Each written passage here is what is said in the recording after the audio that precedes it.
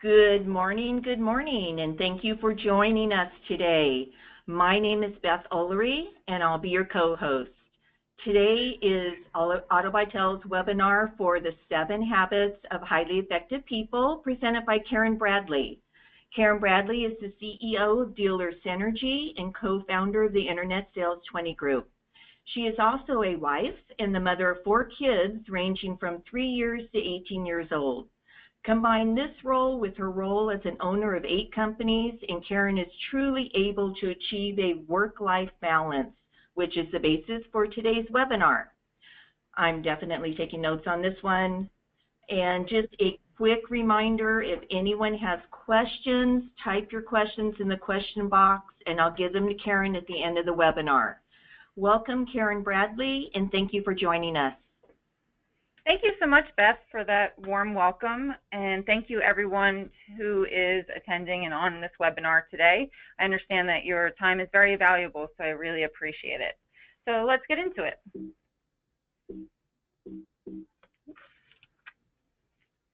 So welcome to the 7 Habits of Highly Effective People webinar. My name is Karen Bradley. I'm the CEO of Dealer Synergy. I have 10 years of automotive experience, 9 of those 10 years as a FranklinCovey Certified Trainer and Facilitator for the 7 Habits of Highly Effective People and the 5 Choices to Extraordinary Productivity. So let's talk about the power of the 7 habits. So what are the 7 habits? The 7 habits are timeless principles that allow us to be the most effective human beings possible in the areas that matter most to us. There's a reason why the 7 Habits curriculum is taught to 65% of all Fortune 100 and Fortune 500 companies. Over 35 million book copies sold in 40 different languages, and it is the #1 nonfiction audiobook of all time. Here is Dr. Stephen R. Covey, who unfortunately passed away right before his 80th birthday in July of 2012. But his influence was so strong that his legacy lives on. This is actually a photo of Sean and myself with Dr. Stephen Covey. We had the honor and privilege to actually take one of his workshops. So that's the 3 of us there. So what will we cover today? We're going to be talking about the 2 foundational principles as well as an overview of each of the 7 habits. I do have a slight disclaimer. This course is typically anywhere from 1 to 3 days, and we're obviously going to be covering this in 45 minutes, but I do promise that you're going to be able to take a lot away from this 45-minute segment. So by the end of this webinar, you will gain further insights into how to gain control over your life, how to do everything with meaning and purpose, how to achieve goals more often and in a shorter time frame, how to understand the highest priorities and how to achieve them, how to communicate more effectively with others and become a better listener, how to seek third alternatives, and ultimately, how to achieve work-life balance.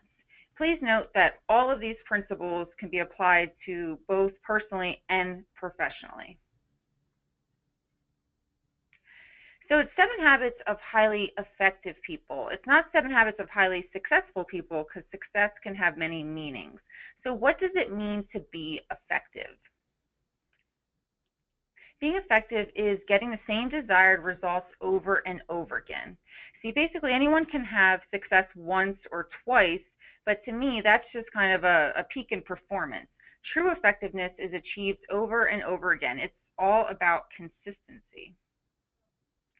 So here's what FranklinCovey calls the maturity continuum. The maturity continuum is devised of 3 different levels of mental maturity. The first level of mental maturity is the level of dependence. So what does it mean to be dependent? It basically means to rely on others.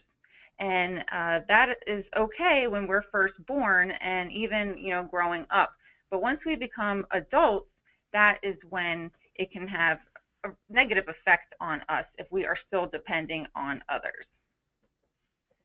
So in order to reach the next level of mental maturity, we need to incorporate the first 3 habits. Habit number 1 is to be proactive. Habit number 2 is to begin with the end in mind. And habit number 3 is to put first things first. Once we kind of master these 3 habits, we then achieve what's called the private victory. And we reach a level of independence. So what does it mean to be independent? Basically, to rely on oneself. Now, most people might think, hey, that's pretty awesome. Being independent is probably the best thing that you could do. It's the highest way. But that's incorrect. There actually is a level that is one step higher, because we don't just work by ourselves. We don't just live by ourselves. We actually work and live with other people. We interact with other people.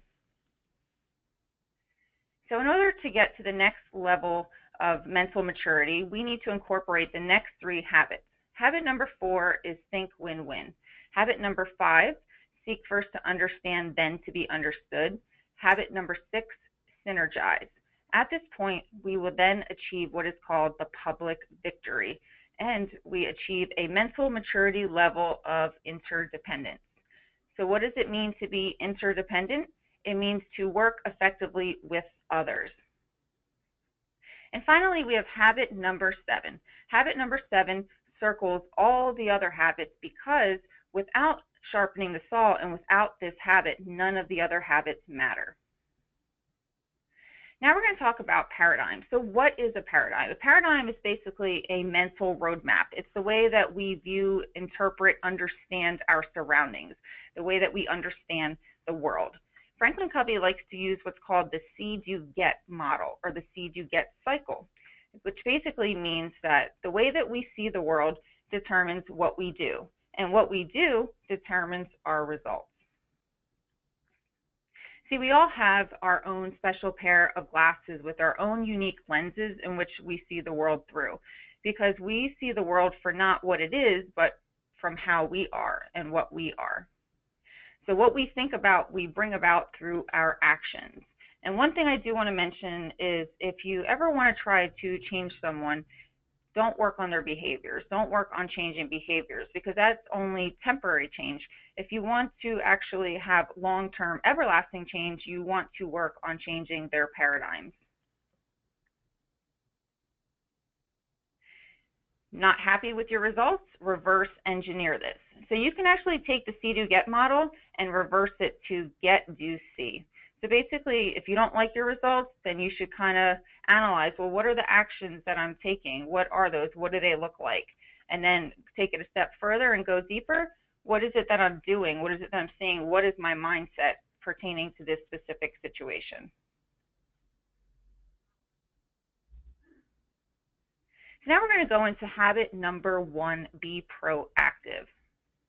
This is the first step in achieving the private victory, taking us closer to a level of independence. So habit number 1, be proactive. This has 2 meanings. Being proactive can be the actual act or action of taking initiative, and it's also a mental mindset. And in a nutshell, being proactive is taking responsibility for yourself. So creating or controlling a situation by causing something to happen rather than responding to it after it has happened. So some of the practices that we're going to talk about for habit number 1 are pause before you respond, proactive language, and circle of influence versus circle of concern. So we're first going to talk about reactive behavior. So here you'll see stimulus and response. And if you notice the photo here, this image in the center, stimulus is crashing right into response. You see in these photos of the people that they're having maybe like a really heated argument, and one's saying, or maybe they're both saying some really just nasty things to each other that they don't mean, that they may regret later, but they're just, stimulus is happening and a response is happening. I'm sure we've all been there. So what's going to happen is, if we do this type of thing, it's going to be a withdrawal from the emotional bank account, which we will talk about later on. Proactive people understand that between stimulus and response that we have the freedom to choose. We have the freedom to choose our thoughts, our actions, and ultimately our results. So, because remember guys, people can forgive what you say, but they won't forget it. So understand that you do have that freedom to choose, that space in between stimulus and response. I like to use an acronym called STEP, which stands for stop, take a step back, evaluate, and proceed. And like I have here on this note here, it doesn't need to be a long period of time. The freedom to choose can just mean taking a few seconds so that you can actually prevent yourself from not damaging maybe a relationship that you really care about, or from getting yourself into trouble over something you shouldn't be doing. So the freedom to choose.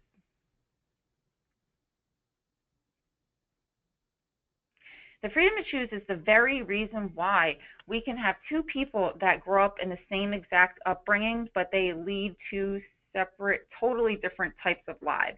One can be extremely successful, and the one can be the complete opposite of successful. So I ask you, if you're hanging on to anything in your past, do you allow yourself to be a victim of your circumstances, or do you allow yourself to be a product of your choices?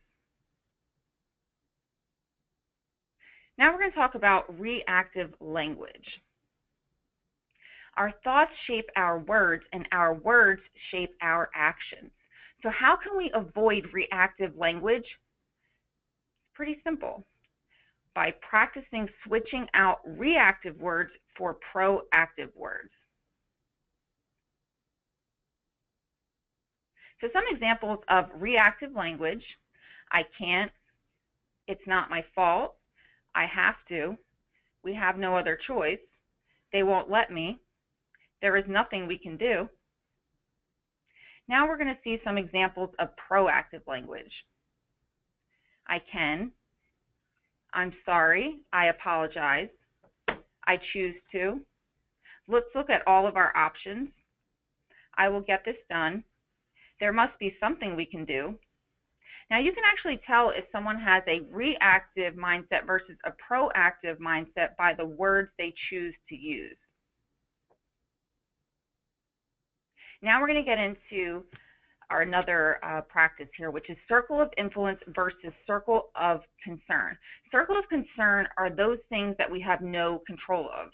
Most people actually reside in more of the circle of concern than they do any other area.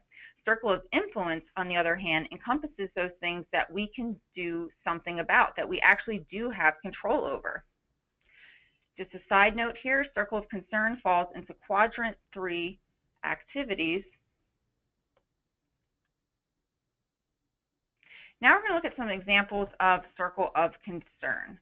No incentives, the news, what the showroom sales floor is doing, the OEM, weather, traffic is low, bad credit customers, finance manager can't get people bought, the economy, politics, your competitors, price customers, what other people think, natural disasters, what the internet department is doing.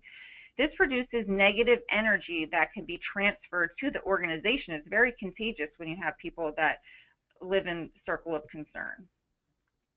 So now we're going to talk about circle of influence, on the other hand. What things can you control? You can control your attitude, the showroom experience, the way that you treat people, eliminating quadrant 4 items, 8 ways to sell. Shout out to Sean Bradley. You can sign up with Autobytel. Your values, people, places, things, the weather you carry, training, generating your own traffic, the people you surround yourself with, effective price process. Now we're going to talk about circle of influence versus circle of concern from kind of how they affect us overall. So people with a proactive mindset and a proactive focus understand that by working within our circle of influence actually grows, minimizing our level of circle of concern, and to some point even maybe eliminating it. Now, people with a reactive focus, on the other hand, actually focus on the circle of concern, and their circle of influence diminishes. So some examples of circle of, sorry about that. Okay, this is actually something that you can use in any situation. I recommend you can either draw these circles or you can print some off, but whenever you're facing a challenging situation, Ask yourself, okay, so what is the situation that I'm facing? Let's talk about the circle of concern. Let's kind of, let's vent about it. Let's say it, but then move on from it. Let's focus on our circle of influence. What in this situation can we actually control? What do we have influence over? Because that is where you're going to make a difference. If you just stay in circle of concern, then you're not going to be able to solve whatever the issue is. Now we're going to move on to habit number 2, begin with the end in mind. So all things are created twice, first mentally, then physically. A common paradigm, I just go wherever life takes me. A highly effective paradigm, I define my life's vision and purpose and live by it. I think we would all agree that it would not be smart to build a house without a blueprint or to put together an intricate piece of furniture without using the directions provided.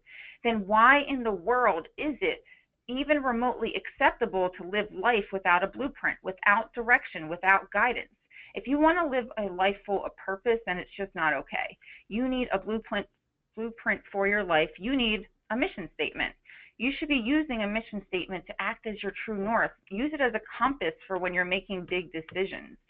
Because if you use it as your blueprint, then you'll live life by design rather than living life by default.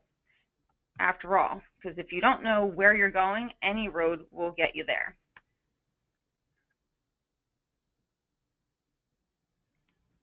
Okay, so now I would like everyone to do me a favor. It might seem a little odd, but I want everyone to please close your eyes.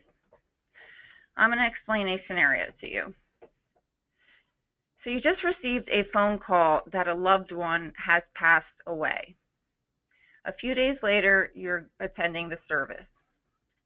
You're in your car, you drive up to the location, you pull up to the curb, you step out of your vehicle, you walk up the concrete steps, you pull open the 2 heavy doors. You notice that the center aisle is crowded with people getting ready to pay their respects to the casket. You look to the left of you, you look to the right of you, you see a bunch of familiar faces. You get closer and closer to the casket. And as you arrive right over the casket to pay your respects, you look down and you realize that it's not a loved one, but it is you. This is your funeral. You have 4 people that are getting ready to speak on your behalf: a friend, a family member, a loved one, a member of the community. They're getting ready to do a speech about the life that you led, the legacy that you left behind. You can open your eyes. Now, would these 4 people say the things that you would want said about you and the life that you led? If the answer is no, then there's time for change. If the answer is yes, good for you, and keep going. All right, so let's talk about some types of mission statements here.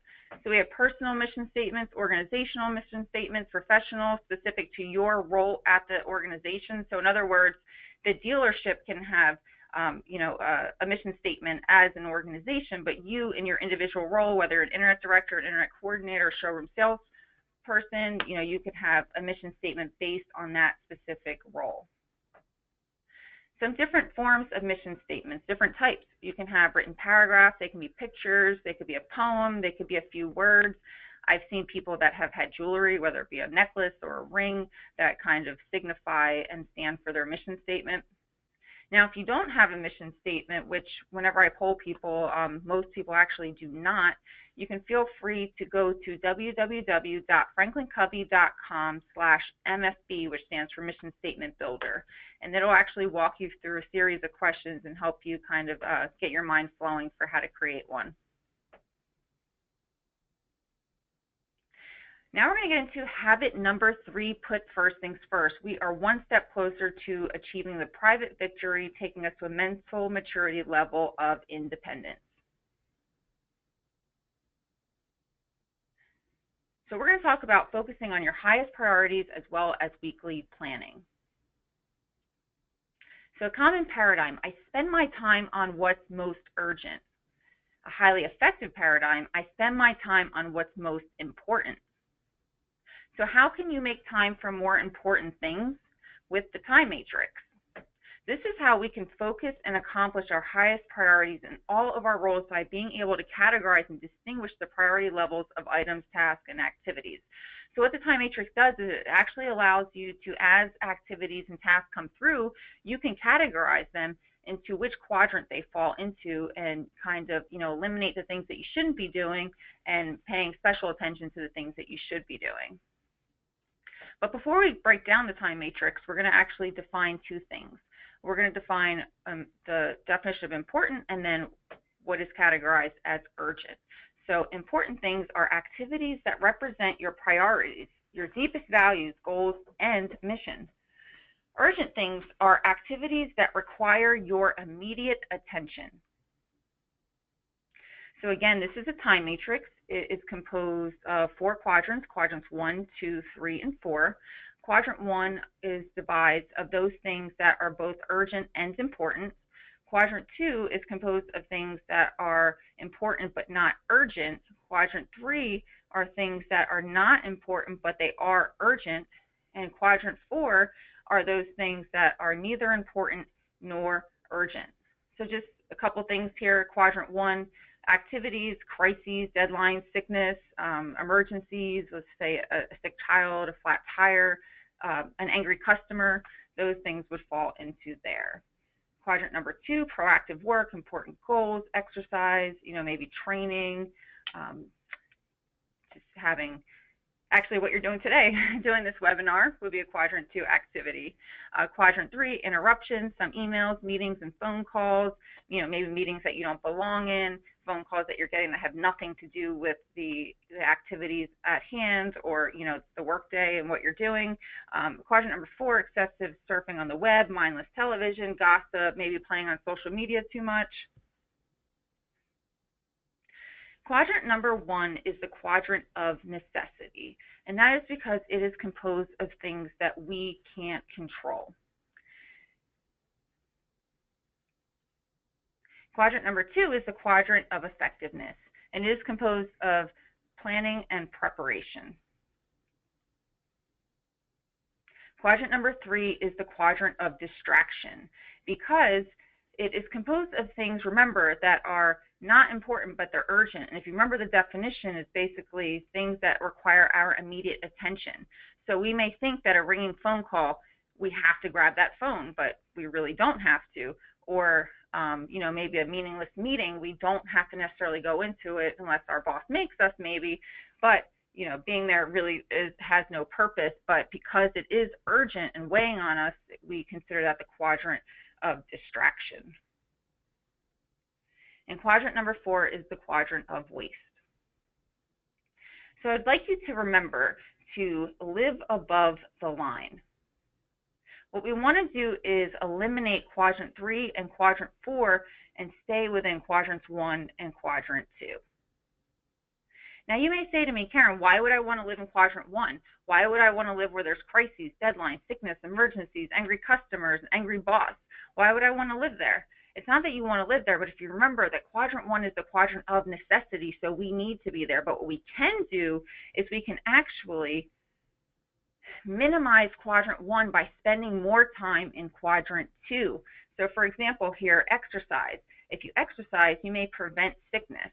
If you plan properly, then you may, you'll meet your deadlines and you'll take less stress there. If you have a flat tire, you might have AAA. If you have a sick child, you might have a backup babysitter situation.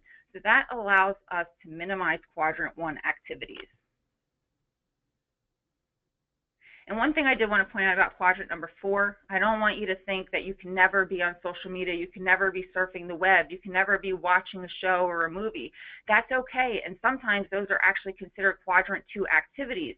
But the problem is when you are doing it excessively, that it becomes the quadrant of waste. Now we're going to talk about weekly planning. Step 1 in weekly planning is to connect with your mission and your roles. Whenever you do have your mission statement prepared, before you plan for the week, you want to write down 2 or 3 keywords from your personal mission statement that just remind you of the reason why you're doing what you're doing. Some examples of roles here would be spouse, child, friend, leader, student, mentor. So you should make a master list of all your different roles. And then you want to talk about what are the 1 or 2 most important things I can do in this role this week. That would take us to our next thing, which it would be scheduling your big rocks. Those are those most important things that you could do within that specific role for that specific week. So big rocks are the most important things. We must put these items in first to achieve our highest priorities first, which is first things first. Putting anything else before big rocks is putting second things first. So we talked about connecting with your mission and roles and actually scheduling your big rocks. And then step 3 would just be to organize the rest, to kind of fill your schedule with everything else that falls around it. Because once you have those big rocks, then everything else can kind of just fit in where it needs to. So tips before weekly planning. Plan before the week begins. Weekly planning is a big rock. Remember that. You want to plan in a quiet place, and you want to choose big rocks that will help you accomplish your mission and live by the 7 habits. So now we're going to talk about habit number 4, think win-win. We're now in the first step towards achieving the public victory, taking us closer and closer to a level of interdependence. So think win-win is actually, it's literally the act of thinking win-win. It's not, okay, we're going to create a win-win at this point. This is thinking win-win. This is the mental awareness, the acceptance of saying, okay, I am mentally prepared to seek third alternatives. So here is what's called the 4 mindsets. So the first one is lose-lose. So basically, if I lose, you lose. If I go down, you go down. Win-lose, I win and you lose. Lose-win, I lose, you win. Lose-win is weak, have your way with me. It's basically like being the doormat for everyone. And then win-win is ultimately what we want to aim for, and it means that I win and you win. We come up with a third alternative that is mutually beneficial. One thing I want to note is that there is a fine line between courage and consideration when it comes to the win-win mindset. So basically what that means is you have to have enough courage to be able to stick up for what you believe in, yet you have to have enough consideration to consider other people's wins and feelings. So I'm going to give a scenario, and then we're going to play it out with the 4 different mindsets. So a customer comes to the dealership to buy a vehicle, and so if it was lose-lose, you spend all day on a Saturday and you don't come to terms with a customer. You were not willing to negotiate with the customer, and a car isn't sold. The customer leaves with no vehicle. That is a lose-lose. Win-lose. You disregard the customer's wants, wishes, and needs and max gross on the deal. You gain a large commission on the deal, but your customer drives away in a vehicle that doesn't exactly fit their needs. Lose-win. A customer bullies you into giving them a vehicle at below cost by threatening to write bad reviews about the dealership. You lose money on the deal. The customer leaves stoked about the deal they received. And now for win-win. You qualify the prospect the right way, you identify their wants and wishes and land them on the perfect vehicle. Then you work your pay plan and max it by finding an aged vehicle on your plan, on your floor plan that has a bonus tied to it. They drive away in their dream vehicle and you have a big commission coming. You are happy and the customer is happy. You both walk away from the situation better off than how you came. Now we're going to talk about the emotional bank account. The emotional bank account is a metaphor for the amount of trust that exists in your relationships. It works just like a traditional bank. You can't make a withdrawal unless you first make deposits. So some examples of deposits here, keeping commitments, attention to little things, apologizing, having consideration, kindness, courtesy. Some examples of some withdrawals here, ignoring someone, conceit, disloyalty, being arrogant, breaking a promise, creating false expectations. Some side notes here. So don't forget about the emotional bank account with yourself. Yes, you have an emotional bank account with yourself. If you're constantly making withdrawals from your emotional bank account, how confident are you in your ability to achieve goals? Probably not very confident. If you find yourself saying, "Oh, I'm going to start eating right," next day you eat poorly. That kind of, goes in, it's making a withdrawal from your own emotional bank account, and you're not going to trust yourself very much, because that's what this is. It's a metaphor for the amount of trust in our relationship. So don't neglect that relationship with yourself. If you make a commitment to yourself, keep it, and I promise that you'll get confident and more confident in the decisions that you make, and you'll be able to achieve more. So what happens when we make too many withdrawals from the emotional bank account? Well, just like a traditional bank, they're not going to allow you to keep having that bank account. Well, you're going to end up closing down these relationships that you have as well.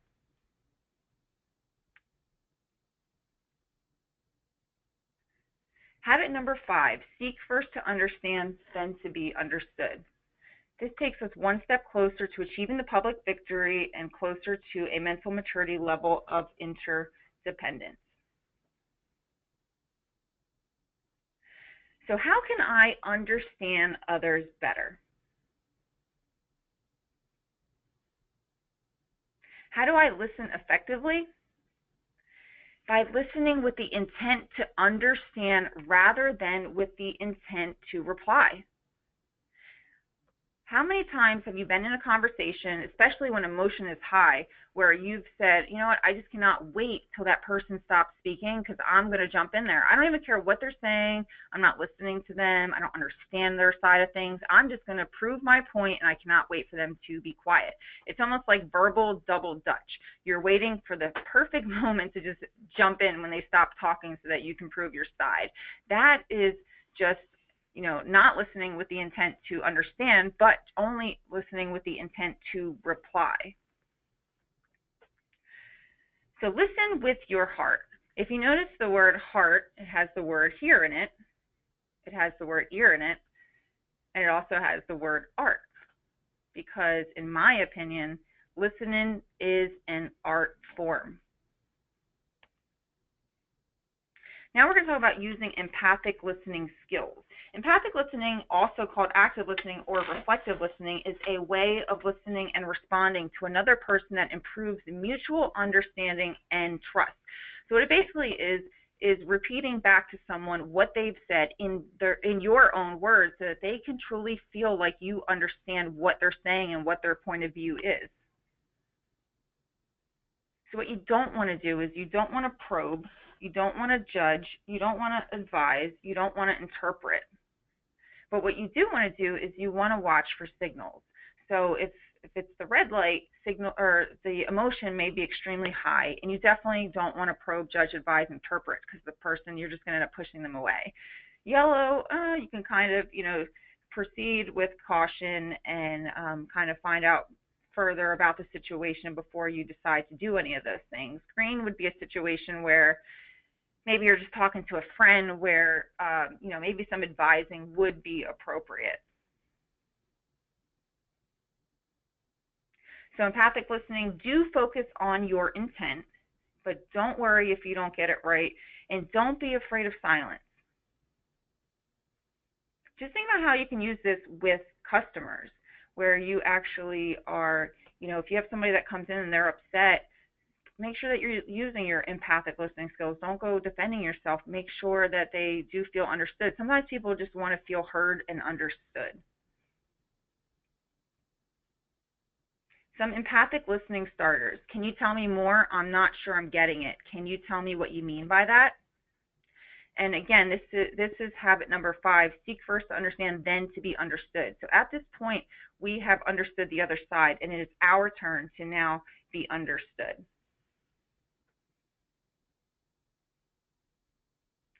Here are I messages versus you messages. So when you're trying to be understood, you want to avoid you messages. You want to turn them into I messages. So some examples here. So you messages describe the other person's behavior and motives. That's a withdrawal from the emotional bank account. I messages describe your feelings, concerns, and perceptions.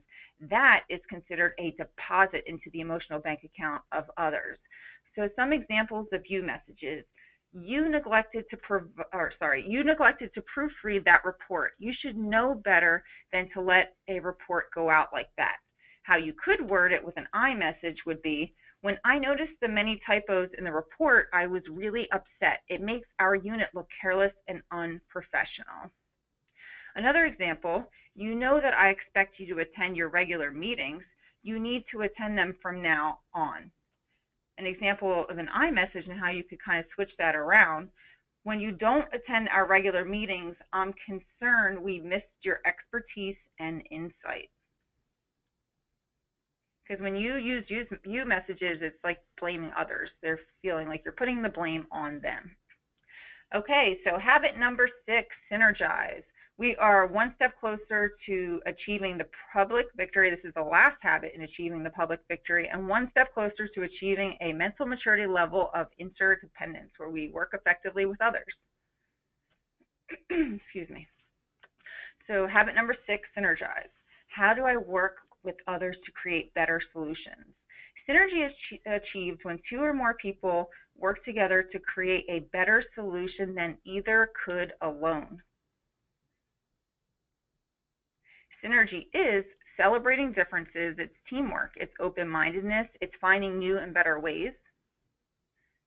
What it's not is tolerating differences, working independently, thinking you're always right, and it's not compromise. A common paradigm would be, let's compromise. A highly effective paradigm would be, let's come up with a better way together. Habit 6, practices. Value differences and seek third alternatives. So we're going to talk about valuing differences. So it's to be effective means to value differences even when it's difficult. Sometimes the most important or most difficult differences to value aren't ethnic, gender, religious, or cultural, but the fact that I'm detail-oriented and you aren't, or maybe I'm a planner and you're spontaneous. But being able to value those differences allows us to build more together than we could individually. So this is when 1 + 1 doesn't equal 2, but it can equal 10, it can equal 100, it can equal 1,000, depending on the third alternative solutions we come up with together.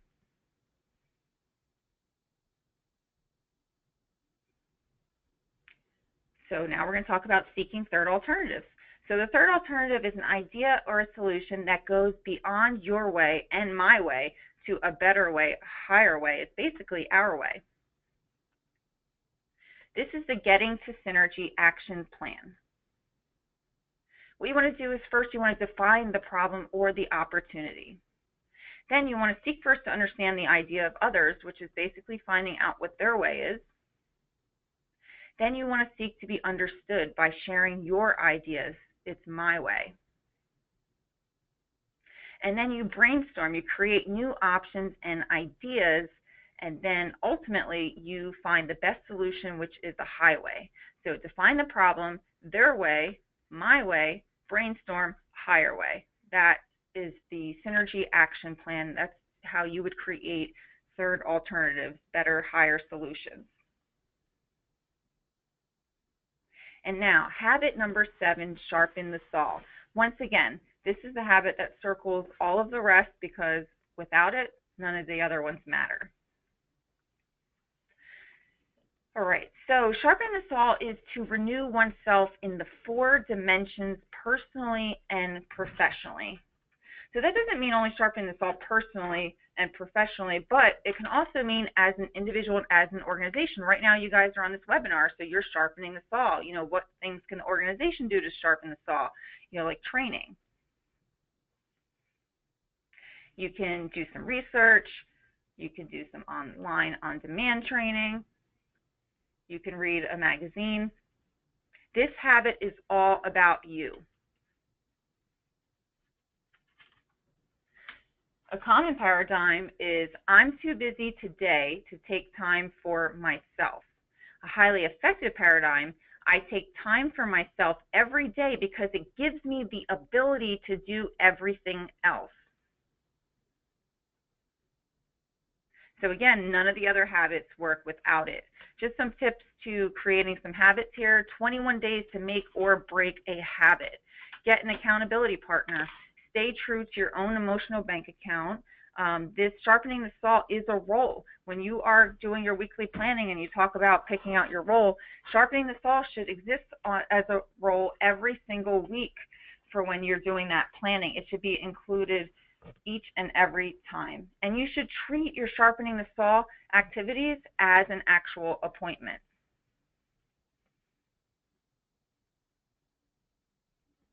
So you want to renew in all 4 dimensions: the body, the mind, the heart, the soul. Some examples: the body would be exercise, nutrition; heart, consistent deposits in emotional bank accounts of key relationships; mind, reading, writing, learning, studying; spirit, service, inspirational literature, meditation.